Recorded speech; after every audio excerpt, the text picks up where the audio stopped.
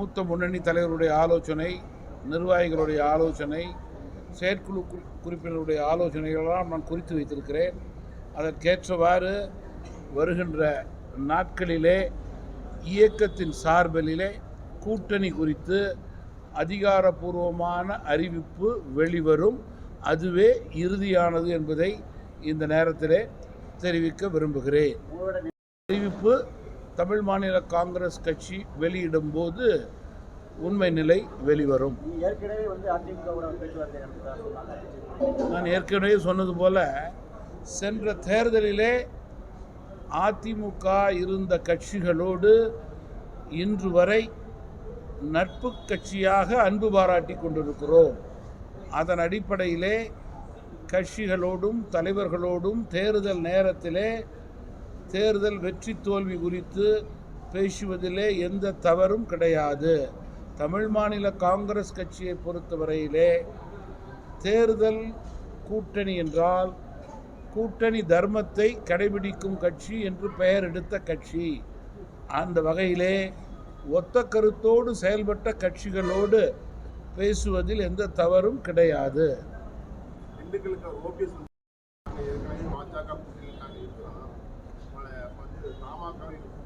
தமிழ் மாநில காங்கிரஸ் கட்சியினுடைய தலைவர் என்ற முறையிலே அதிகாரப்பூர்வமாக இயக்கத்தினுடைய நிலையை அறிவிப்பது என்னுடைய கடமை. இன்னும் சில நாட்களிலே அதை நான் உறுதிப்படுத்துவேன். இல்லை, நான் தமாக தலைவர் என்ற முறையிலே என்னுடைய கருத்தை அழுத்தமாக ஆழமாக கூறுகிறேன். நான் எனக்காகத்தான் பதில் சொல்ல முடியும். அவர்களெல்லாம் மிகுந்த மரியாதைக்குரியவர்கள், தமிழகத்தில் பல பொறுப்புகளிலே இருந்தவர்கள். அவர்கள் மீதெல்லாம் நான் மிகுந்த மரியாதை வைத்திருக்கிறேன். இல்லை, அதுதான் சொல்கிறேன். நான் அவர்கள் மீதெல்லாம் நான் மிகுந்த மரியாதை வைத்திருக்கிறேன். என்னை பொறுத்தவரையிலே என்னுடைய கட்சிக்காகத்தான் நான் பேச முடியும்.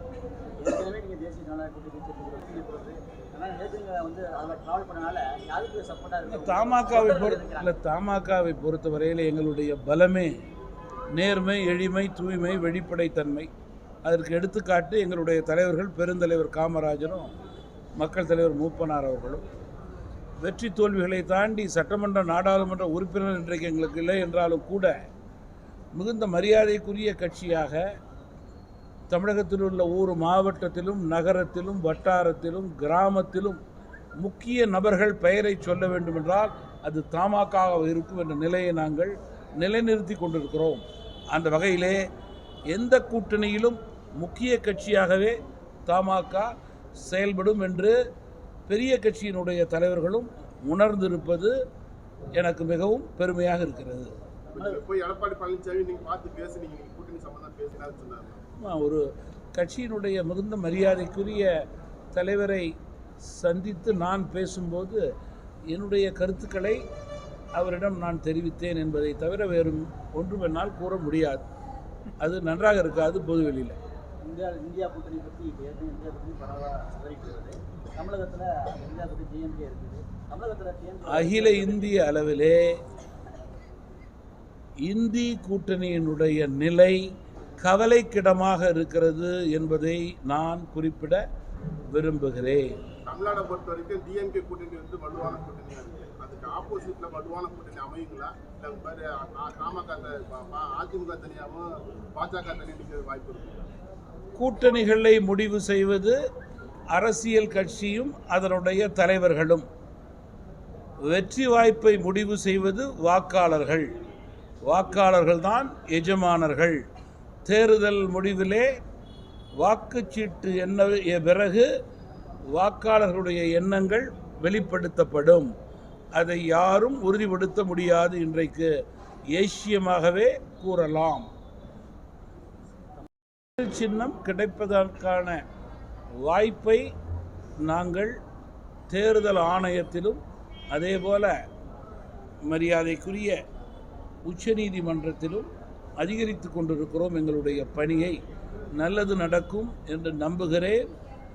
இறைவனை வேண்டுகிறேன். சத்தீஸ்கர் மாநிலத்தில் நடந்த மாநாட்சி தேர்தலில் இந்திய நாடு சட்டத்திற்கு உட்பட்ட நாடு. அனைத்து கட்சிகளும் சட்டத்திற்கு உட்பட்டே செயல்பட வேண்டும். அதிலே மாற்று கருத்து கிடையாது. அந்த சம்பவத்தை பற்றி என்ன சொல்ல வரீங்க? காங்கிரஸ், பாஜக, கம்யூனிஸ்ட் கட்சிகள், தேசிய கட்சிகளாக இருந்தாலும் சரி, பிராந்திய கட்சிகளாக இருந்தாலும் சரி, அதிகாரிகளாக இருந்தாலும் சரி, அலுவலர்களாக இருந்தாலும் சரி, சட்டத்திற்கு உட்பட்டு செயல்படுவதை மக்கள் விரும்புகிறார்கள். விவசாயிகள் போராட்டம் ஒருபுறம் நியாயமானது என்று நினைத்தாலும் மறுபுறம் அவர்களை யார் தூண்டி விடுவது, எதற்காக தேர்தல் அறிவிப்புக்கு ஒரு 15 நாட்களுக்கு முன்பு இந்த வேகம் என்பது கேள்விக்குறியாக இருக்கிறது. மத்திய அரசை பொறுத்தவரையிலே விவசாயிகள் சார்ந்த அரசாக தொடர்ந்து செயல்பட்டு கொண்டிருக்கிறது. விவசாயிகளுடைய எண்ணங்களை பிரதிபலித்து கொண்டிருக்கிறது. அதற்கு பல திட்டங்களை விவசாயிகளுக்கு அவர்கள் கொடுத்திருப்பதை நான் இங்கே குறிப்பிட முடியும். இருப்பினும் இவ்வளவு காலம் தாழ்த்தி தேர்தல் அறிவிப்புக்கு சரியாக 10 நாட்களுக்கு முன்பு குழப்பம் ஏற்படுத்த வேண்டும் என்று சில கட்சிகள் தங்களுடைய தோல்வி பயத்தின் அடிப்படையிலே சில விவசாய பிரதிநிதிகளை தூண்டி இந்த நிலையை ஏற்படுத்த நினைப்பது நல்லதல்ல என்பதுதான் என்னுடைய கருத்து.